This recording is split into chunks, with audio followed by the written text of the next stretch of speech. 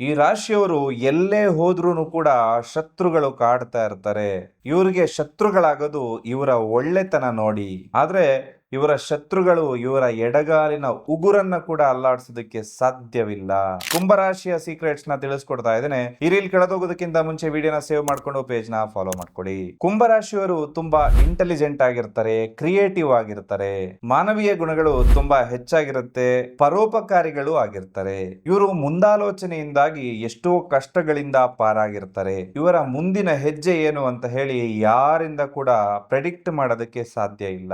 ತುಂಬಾ ಕುತೂಹಲದಿಂದ ಎಲ್ಲಾ ವಿಚಾರವನ್ನ ಅರ್ಥ ಮಾಡ್ಕೊಳ್ತಾರೆ.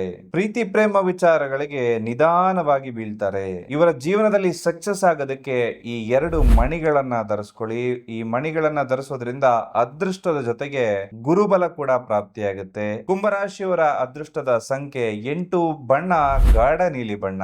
ಪಾರ್ಟ್ 2 ಅನ್ನ ನೋಡೋದಕ್ಕೆ ಪೇಜ್ ನ ಫಾಲೋ ಮಾಡ್ಕೊಳ್ಳಿ.